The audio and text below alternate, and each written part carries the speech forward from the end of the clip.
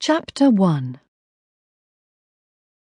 On the day that Hitler marched into Vienna, Professor Somerville was leading his not noticeably grateful expedition down a defile so narrow that overshadowing precipices blocked out all but a strip of the clear blue sky of Central Asia.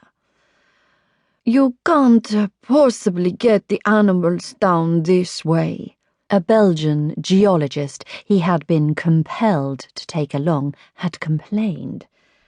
But Quin had just said vaguely that he thought it might be all right, by which he meant that if everyone nearly killed themselves and did exactly what he told them, there was a chance.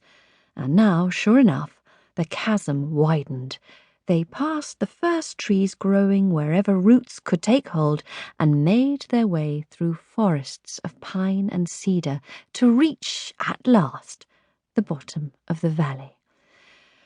"Oh, we'll camp here," said Quin, pointing to a place where the untroubled river, idling past, dragged at the overhanging willows, and drifts of orchids and asphodels studded the grass. Later, when the mules were grazing and the smoke from the fire curled upwards in the still air, he leant back against a tree and took out the battered pipe which many women had tried to replace. He was 30 years old now. Lines were etched into the crumpled-looking forehead and the sides of the mouth, and the dark eyes could look hard, but at this moment he was entirely happy, for he had been right. In spite of the gloomy prognostications of the Belgian, whose spectacles had been stepped on by a yak, in spite of the assurances of his porters that it was impossible to reach the remoter valleys of the Siwalik Range in the spring, he had found as rich a collection of Miocene fossils as anyone could hope for. Wrapped now in woodwool and canvas, more valuable than any golden treasure from a tomb, was the unmistakable evidence of Ramapithecus, one of the earliest ancestors of man. There were 3 weeks of travelling still along the river valley before they could load their specimens onto lorries for the drive down to Simla, but the problems now would be social. The drinking of terrible tea with the villagers, bedbugs, hospitality.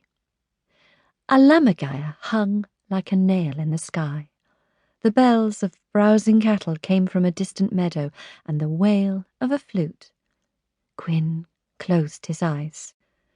News of the outside world, when it came at last, was brought by an Indian army officer in the rest house above Simla, and was delivered in the order of importance. Oxford had won the boat race, an outsider named Battleship had romped home to Aintree. Oh, and Hitler's annexed Austria, marched into Vienna without a shot being fired. "Will you still go?" asked Milner, his research assistant and a trusted friend. "I don't know. I suppose it's a terrific honour. I mean, they don't give away degrees in a place like that." Quin shrugged. It was not the first honorary degree he had been awarded. Persuaded 3 years ago to take up a professorship in London, he still managed to pursue his investigations in the more exotic corners of the world, and he had been lucky with his finds. "Berger arranged it. He's dean of the science faculty now. If it wasn't for him, I doubt if I'd go. I've no desire to go anywhere near the Nazis, but I owe him a lot, and his family were very good to me. I stayed with them one summer." He smiled, remembering the excitable, affectionate Bergers, the massive meals in the Viennese apartment, and the wooden house on the Gründelsee. There'd been an accident-prone anthropologist